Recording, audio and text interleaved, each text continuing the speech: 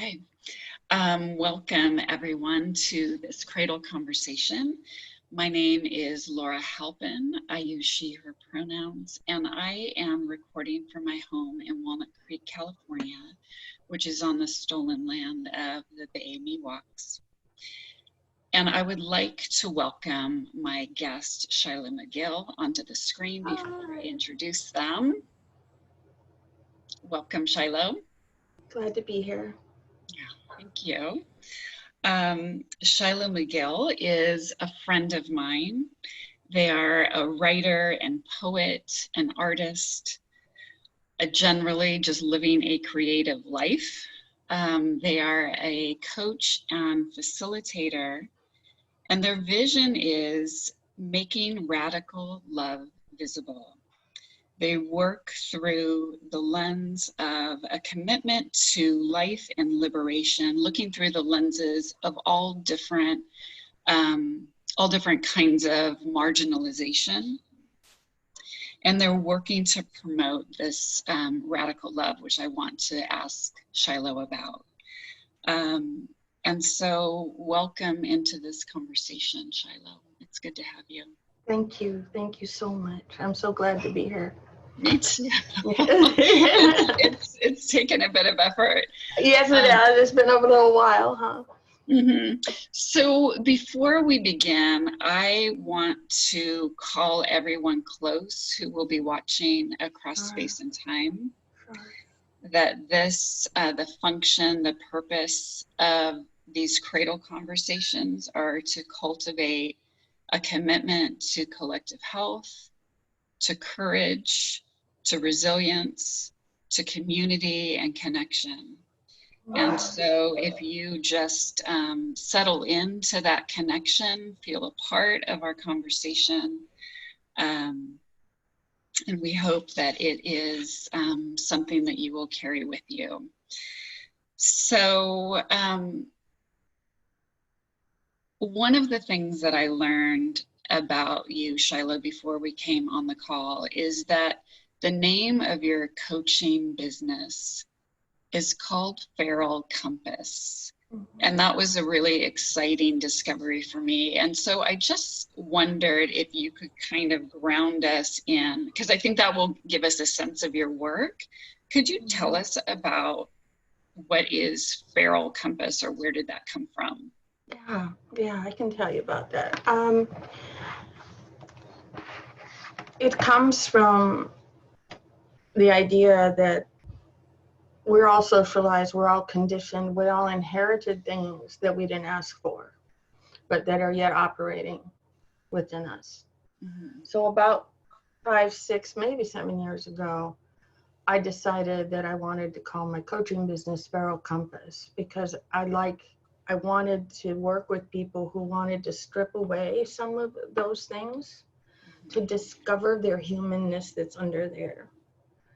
So for me, that's feral, because that's not what's promoted by the culture, the systems that we operate in.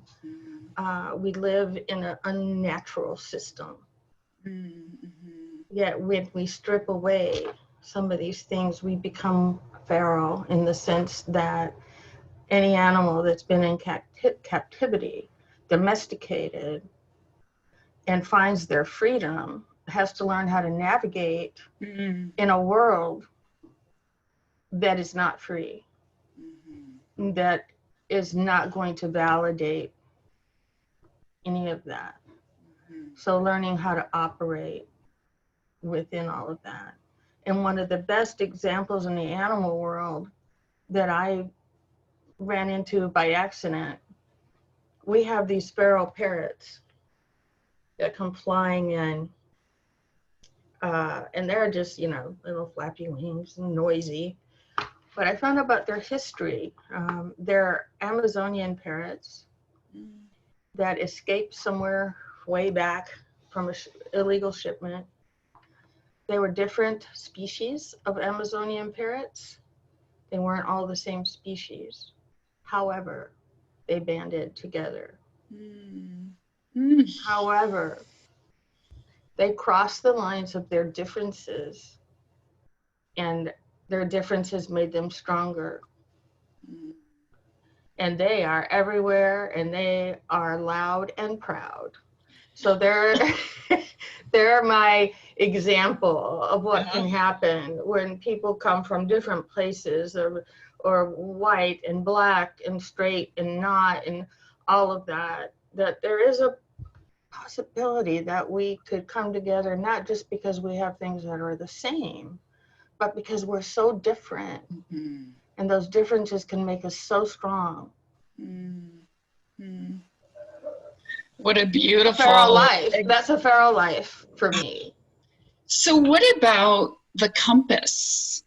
Yeah, well, I think that that's what is there, that we have forgotten. Like, we have forgotten our place in the natural world. We have forgotten how to be humans and connect, and those things that we came wired for. But there's a compass in there. There's a knowing at our core that can point us in the right direction. And it doesn't have to be due north. It could be due south, it could be due west, it could be southeast, it could be in any direction you want. Because it's your compass, and only you know what direction you need to take. But what I can do when I get back to doing coaching and facilitating is hold a space for some of that shedding, right? Where it's not coddling, it's compassionate,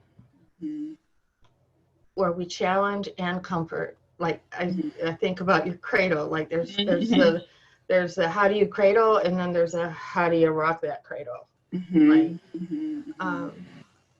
So yeah, I believe we all have that compass in us.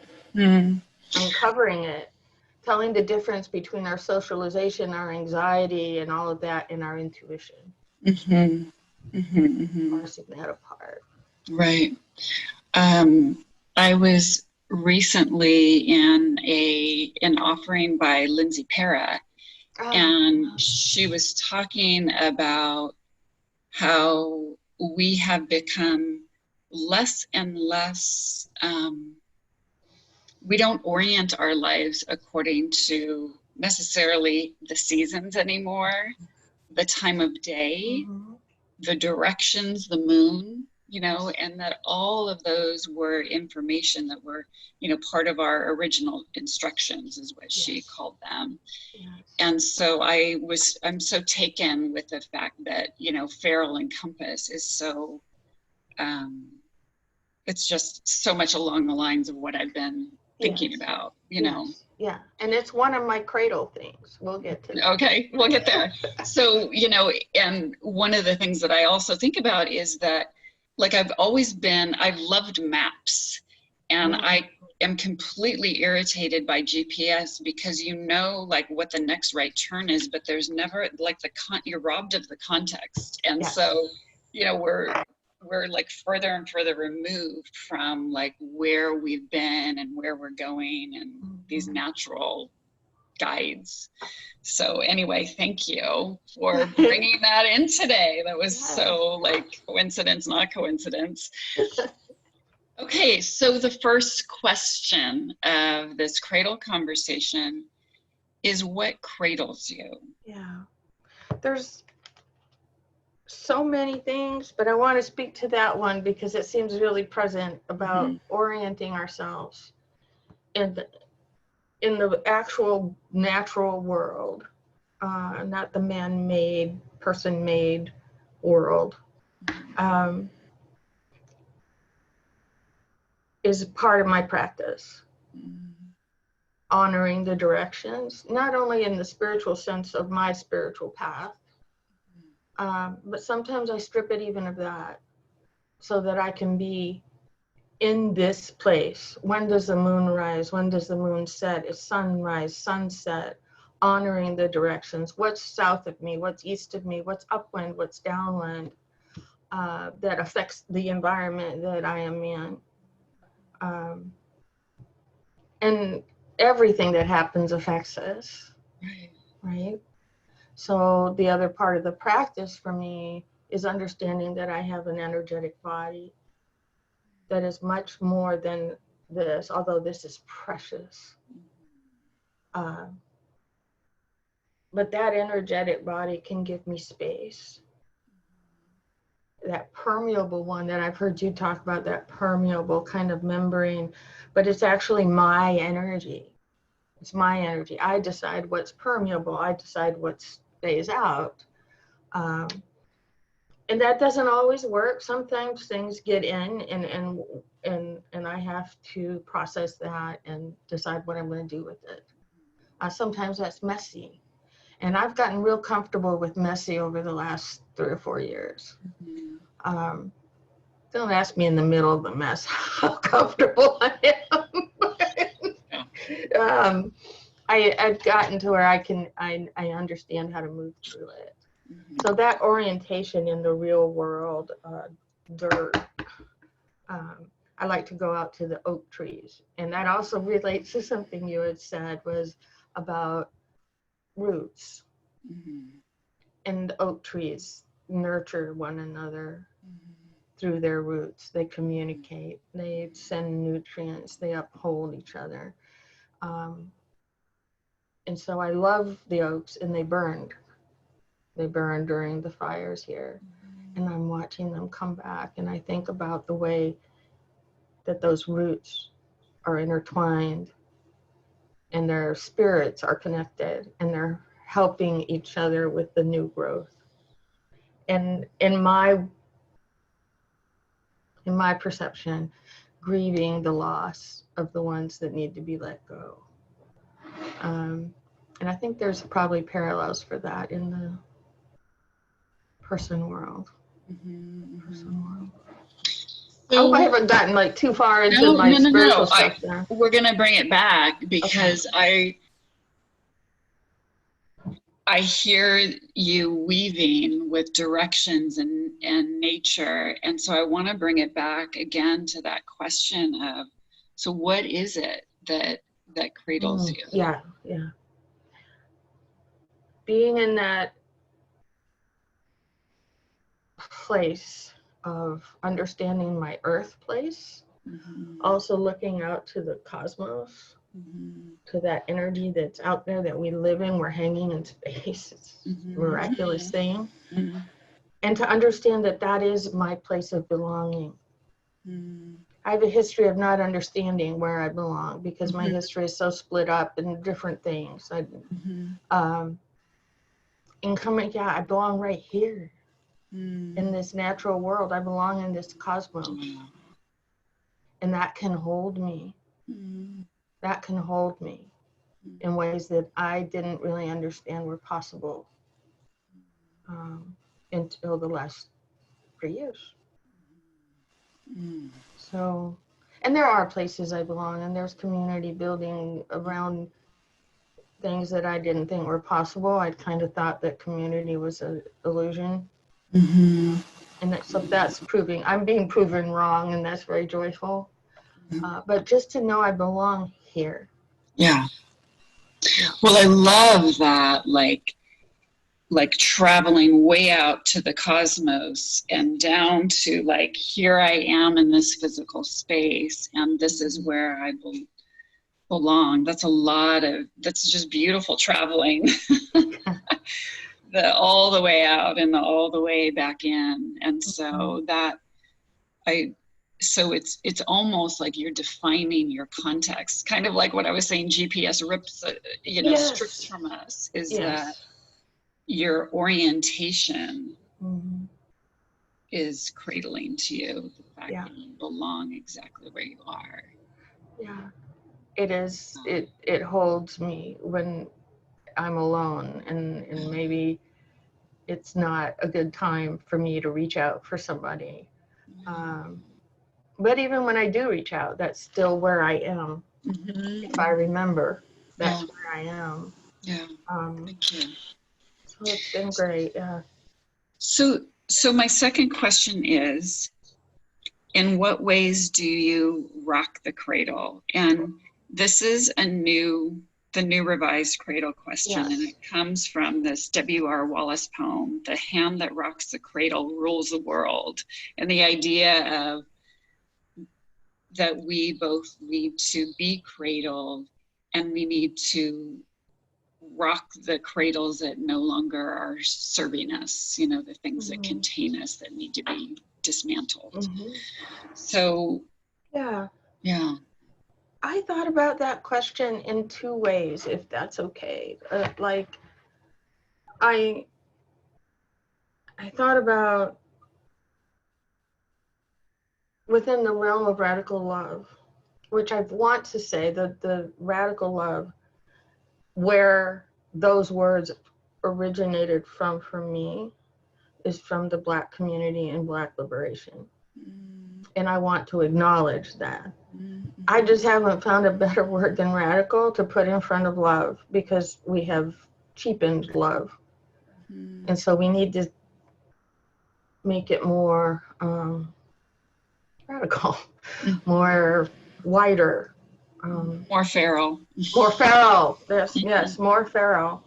And maybe I can change that to feral love, but I don't know that it would come across in the same way. Remind me of your question, because I have a tendency to kind of noodle here. So it's, in what ways do you rock the cradle? I rock the cradle. Okay. So I have radical love for me is everything that love could possibly be. And it's a huge learning curve for all our life. So within radical love, there's comfort. So sometimes if I am working with somebody, it might be completely appropriate to comfort, not coddle, but comfort, to be with, to have empathy, to listen. And sometimes it's time to shake things up a little bit, to say some truth that needs to be said, or a challenge, or pose a question. So that's within the context of working with folks. In other ways that I rock the cradle now as a disabled person, that's very different from the way I did when I got to a place in my life that I could get active. I did a lot of things, disability awareness. I put panels together around disability, invited a lot of folks. This was all on campus and off campus. I did hospice work. I really was mostly wanting to focus on homeless folks who are dying alone on the street. That's not the only people I ever got to work with, but it was one population. So I did a lot of things in the past, is really what I'm saying. I did a lot of things. And then I got sick. And so things started to change. So I focused back in on my writing. I focused back in on my art. I focused on getting, trained as a coach and trying to expand that, so that I got a little lost there. So that I could show up and possibly have influence and possibly connect with others through art, through writing, through all of that, through putting myself in situations, learning situations where I could learn more, like the accelerator, like Desiree's classes. Those were all ways of me rocking the cradle, but taking that information now, using that lens I was talking about, and using that for my business, using that for whatever service I do. And one of the services I want to do is to offer respite for folks who are out there on the front lines, who need somebody to talk to, just because they might be burning out, or it's just really hard.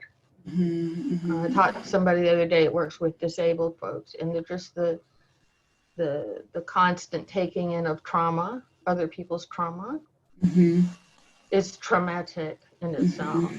So as a form of service, I kind of want to offer that. I also want to form networks of care not by myself. No, not by myself.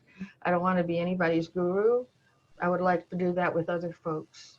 Communities of care for me are not businesses. They're not sales funnels. They're communities of care where we nurture one another, we challenge one another, we do that all with radical love. So what I am hearing you say is that the way that you rock the cradle, and it sounds like the way that you always have, is through very attentive care. Thank you for saying, putting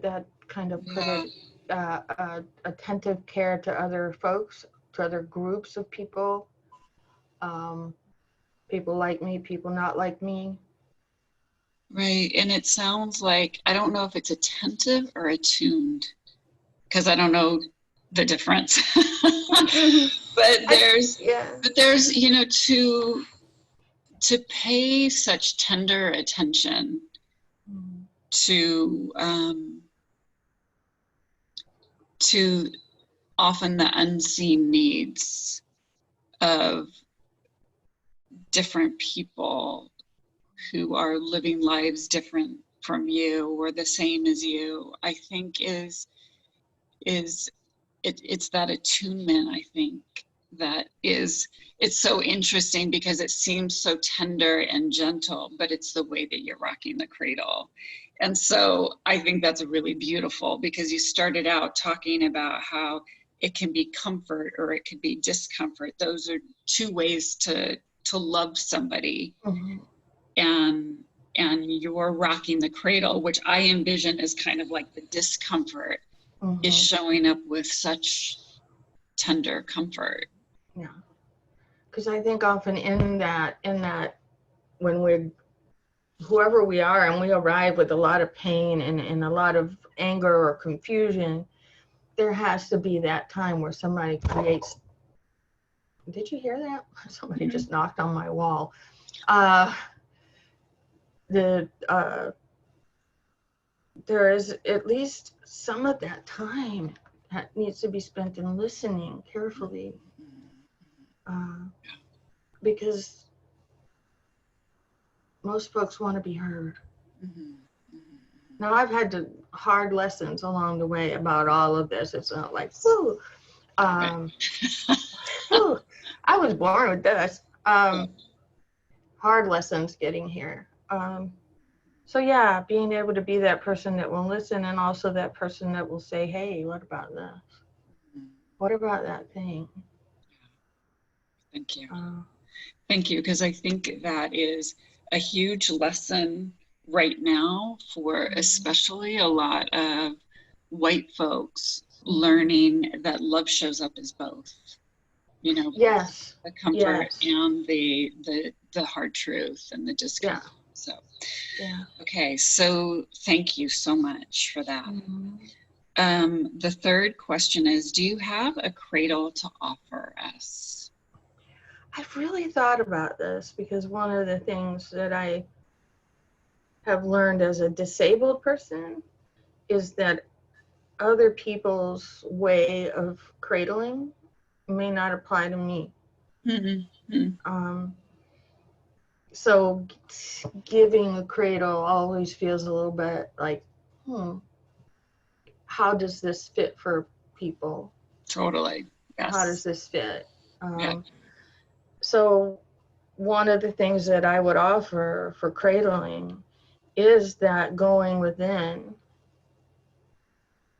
getting all the tools that you need, whether it's nervous system calming, whatever it is you need to be able to go within, get whatever support you need to go within, so that you can find what is your way of cradling yourself. What is it that you discover when you do that? That's been my process. Because I spent a lot of time looking outward, looking out here, a lot of time. Oh my gosh, it's twisted me. Part of the reason I've been on hiatus for a while. Because out there, maybe somebody may say something perfectly wonderful, but it may not work for me. And then I feel ashamed because it didn't work for me. Mm-hmm. Or my particular body couldn't do a thing. Or, Right. so I think it's really important to cradle ourselves in knowing ourselves. And doing that with compassion and with a great deal of radical love, where you yourself can say, I need comfort and I need to challenge myself. And here's where I need to challenge myself. Yeah. So what I'm thinking of is there was in Krista Tippett has the On Being podcast. Yeah, and I love her very much. She interviewed Resmaa Menakem, who wrote My Grandmother's Hands. And it's an older, I think the podcast happened last year. And he talks about that there is an immaturity that whiteness basically kind of cultivates. And that immaturity is a lack of ability to self-soothe. And that it keeps us from becoming adults. Yeah. And so what I hear you saying is that it's basically the same thing. It's don't look outside for what you need to be cultivating and utilizing. You have tools. Yes. And you can get support in accessing them. Yes. But ultimately it's you, Yes. It's you. And so I really welcome that cradle. Again, this mind meld that's going on between what you've been thinking of and what I've been thinking of is awesome. It's awesome when that happens. Yes. So and I would offer one more, just because it's a favorite of mine. When I go to journal,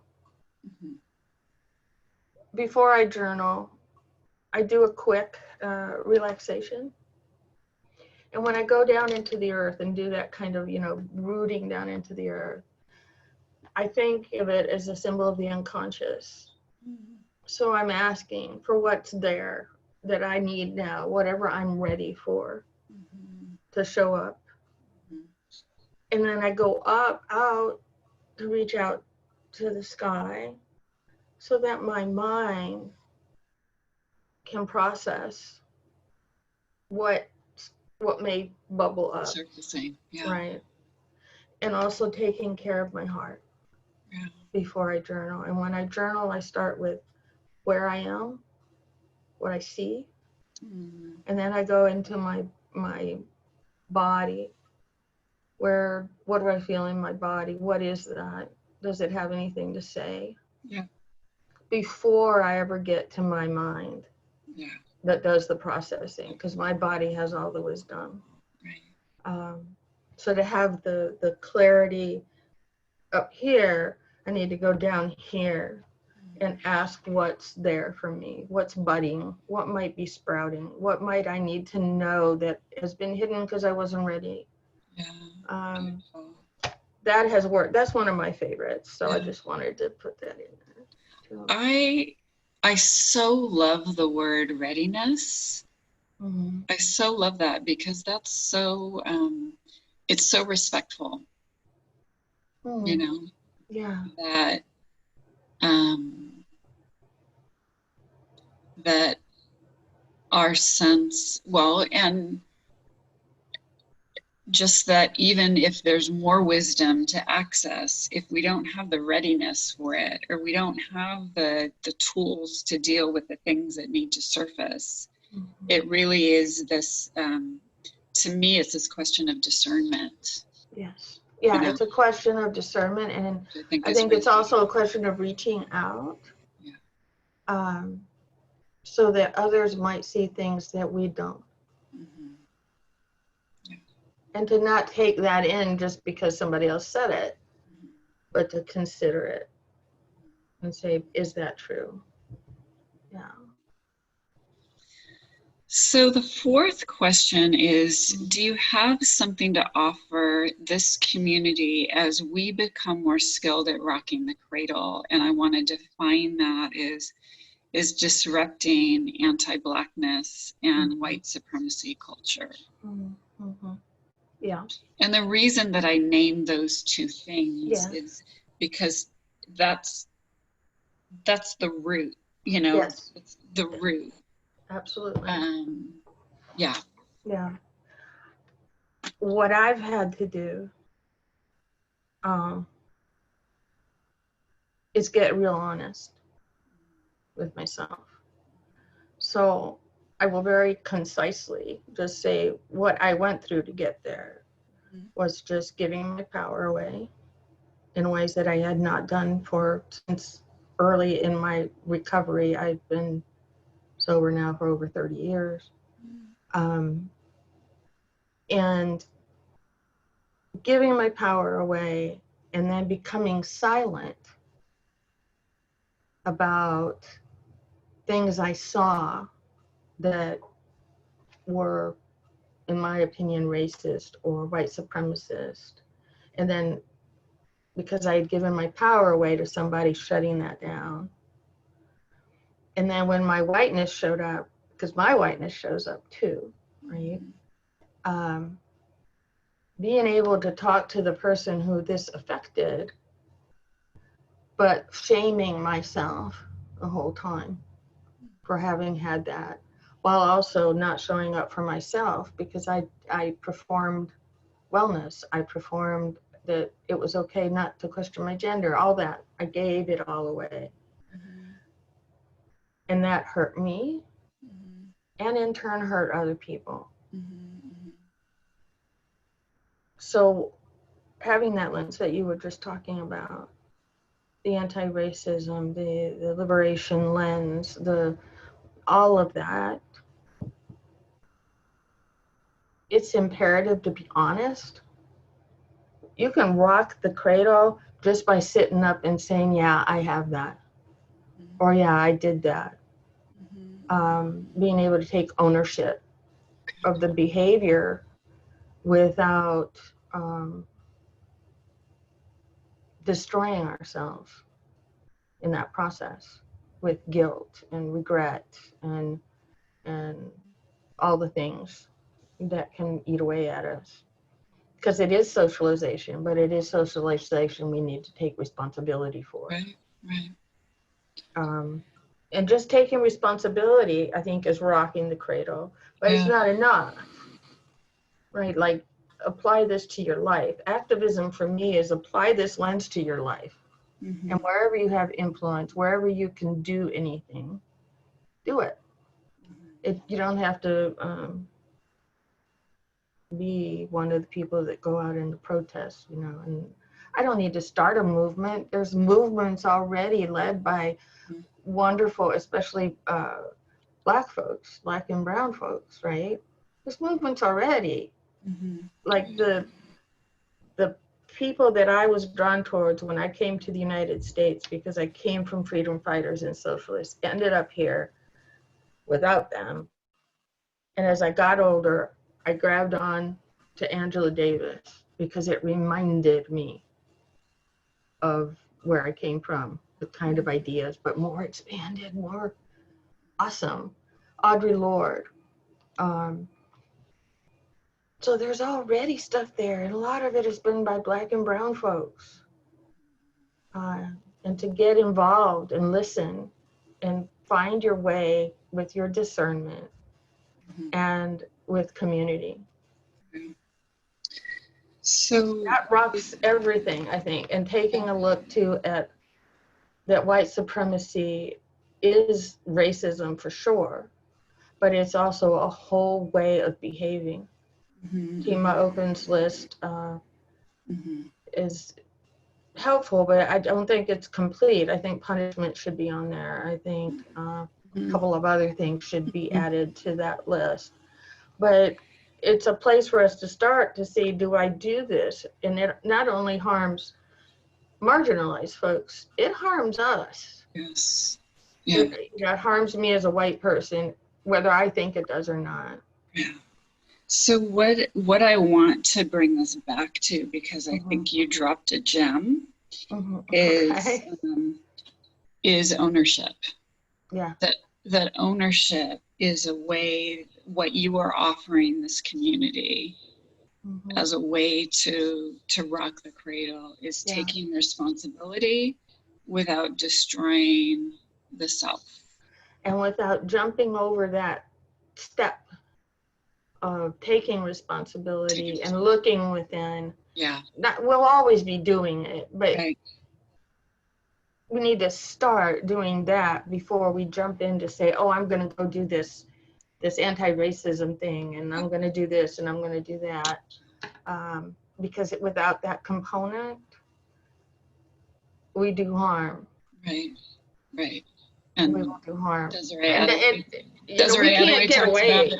Yeah, we can't get away from doing harm. We all do harm. We live in a world, we're going to say things that hurt people's feelings, all that. But we can mitigate the kind of harm that comes from racism, or the kind of harm that comes by living by these rules of whiteness. Yeah. And I think there's a lot that's mitigated just by taking ownership first, looking within before you fix it out there. So, okay. And slowing way down. Thank you. The last question is, do you have a blessing or vision for the collective? Well, my vision, the one that I've carved out for myself, has been to make radical love visible. And the way we do that is starting with that ownership, because that's radical love. We may be uncomfortable, and it may be, not feel so great, but it's a way of loving ourselves and loving others. And to make it visible, we talk about love in this kind of like, oh, love. Well, what is it? It's a verb. Like, how does it show up? And what are we doing, like, in the realm of anti-racism and social justice and liberation? How are we making radical love visible, not only as this outward protest, and I might write a piece, just all the things that can be done, but radical love with one another. Because what I often see within activism, speaking in a broad sense here, is that we go after each other. You said it wrong. You messed up. You did this. You did that. And I see white people participating much more in this than I see others. Just ready. And I've had my moments. I've had to make amends. But we're not going to get anywhere doing that. Not going to get anywhere. So making radical love visible, to think about that. How does love show up in my life, especially around marginalized folks and around the work that we do in the world? Thank you. So I want to.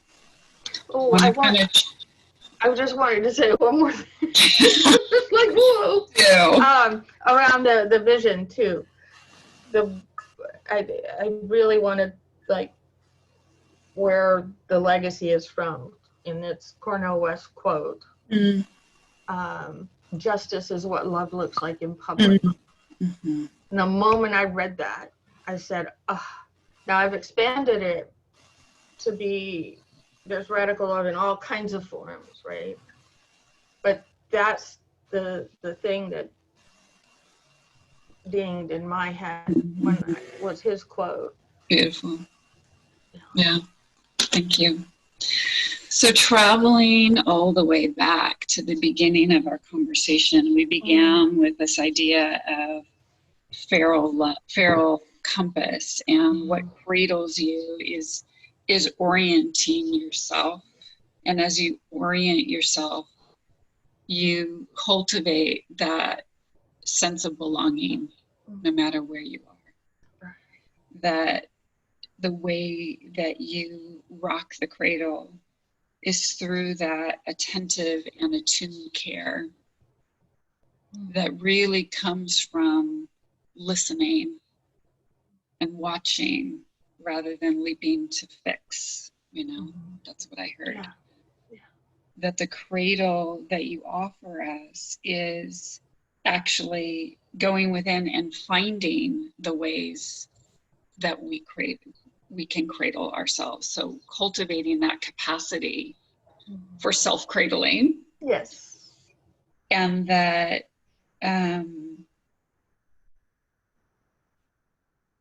you're, let's see, where did I go? And the assistance in helping us become more skilled at rocking the cradle is that ownership without this self-flagellation. Yeah. Yeah. And that your vision to come back out is to make radical love visible. How does love show up in my life, in my relationships, in my work? And how do I define it? And how do I define it? Because I think we have a lot of definitions of love, and the watered down kind of Hallmark card love is usually what a lot of people think of. It's not Cupid. Cupid! There's no arrow being shot in my direction. Can I be Cupid if there's one? If there's a Cupid, I want to be the Cupid. So all of that I want to bring back, and I want to call everybody close, and I want to just invite us all to sink in a little bit more deeply to this idea of justice is what love looks like in public. That it begins with that ownership, that maturity of being able to cradle ourselves. Yes. And so I